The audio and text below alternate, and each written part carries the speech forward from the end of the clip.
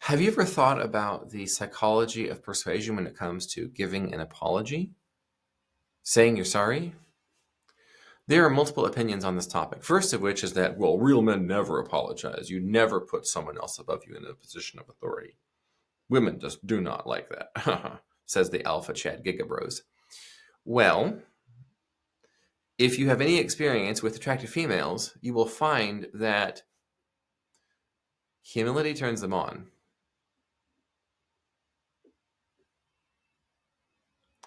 And it's not a false humility or a lack of confidence or like a Midwestern Canadian, you bumped into me and broke one of my teeth. I'm sorry. It's not that kind of an apology. It's not that kind of a false humility or false front or facade. It's something like, I know what I'm great at and I know my limits and the buck stops with me. And so when I screwed up, I need to make it right. That's sort of taking responsibility and taking accountability. That's what leadership really is. Think about the captain of a ship. If they make a mistake, are they just not going to apologize? Are they not going to try to make it right? Are they not going to own up to it? Nobody would want to be on that captain's ship. That would be mutinied very quickly.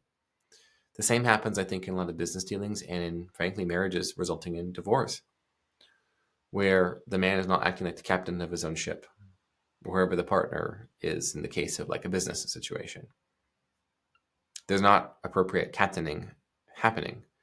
And in fact, they get offended when others try to hold them accountable. So these are all the dynamics at play that we need to be aware of when it comes to a persuasive apology. It just sounds such a strange group of things. Now, this is on my mind because this past week, I have rounded up via several viral posts over on the X platform, formerly Twitter, getting people to apologize to Dilbert creator, New York Times bestselling author, and trained hypnotist Scott Adams. A lot of people called him Clot Adams during the pandemic, and he was absolutely raked in 2020 and 2021. Well, previously he had been reputationally assaulted, assassinated in 2015, 2016 over his early support of Donald J. Trump and his persuasion abilities. Remember the Dilbert blog? Scott Adams sketchpad, Scott Adams Says blog. And then, of course, in 2023, when his famous cancellation over the book Reframe Your Brain, which was the top story of like the month. I think it was February, March 2023. And I did this book with him, finished it and got it out there. And I think nonfiction speaking, this and Unhumans and So Good They Call You a Fake and Staff Operating Table and this book that I did that Donald J. Trump himself endorsed, Bulletproof, that I co-authored with Jack Posobiec. These are the Lisec 5. These are the Lisec 5. What books should I read yours, Joshua? That have your name on it and those that don't. Got to get Reframe Your Brain by Scott Adams. Got to get Bulletproof and Unhumans, which is a New York Times bestseller. I co-authored that with Jack Posobiec. Got to get those. Consider Stay Off My Operating Table, which I ghost wrote for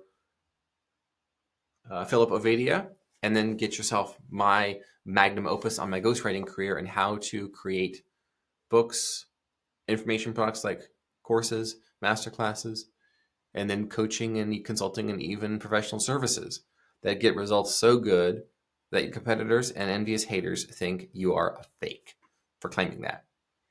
And an honorable mention would be this bad boy right here, Lies I Taught in Medical School. I co-authored this with Robert Lufkin, also New York Times bestseller, a couple of weeks before Unhumans was on the New York Times bestseller list. So I had 2 in the same month of July 2024. That was wild. And then the very night that Donald Trump survived the assassination attempt in Butler, Pennsylvania, July 13th, I began writing what eventually became Bulletproof. Okay. Joshua, are you going to talk about all your books the entire time? No, just most of the time. Okay. So on this topic of apologies, many people owe Scott Adams apologies, and they know what for, and they know why, and they know how, and they know when their infraction occurred. A lot of people believe a lot of fake news about Scott, unfortunately.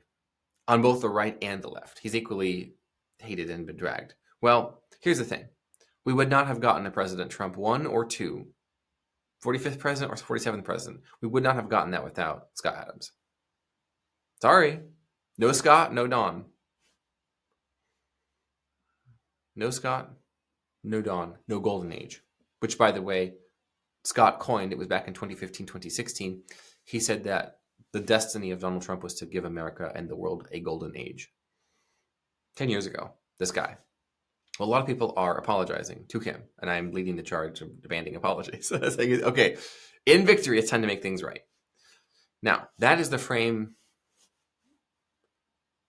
through which I would like you to see it. And using Reframe Your Brain book, where it's to be like, usual frame.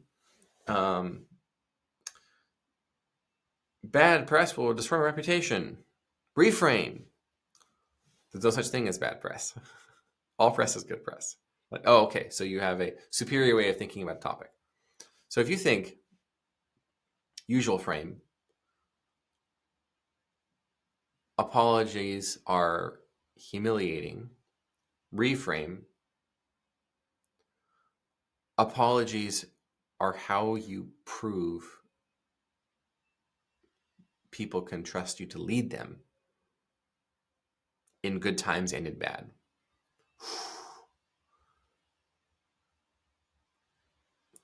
I'm sorry you feel that way is not an apology. It's, I understand that what I did was X, Y, and Z.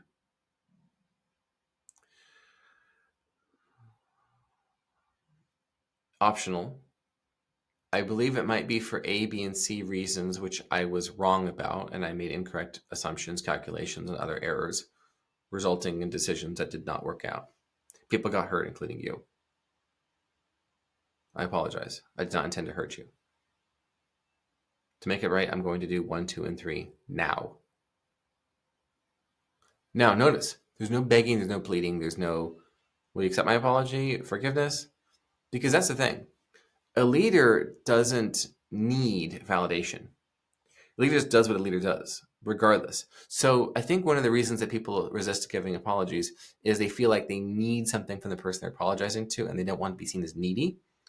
So you just go about making it right. Now, of course, you're open to feedback. And if the other person says, no, you screwed up big time, you have no idea, blah, blah, blah, blah, blah, blah, blah, blah. Okay, maybe there's some additional work you need to do. Okay, bucko.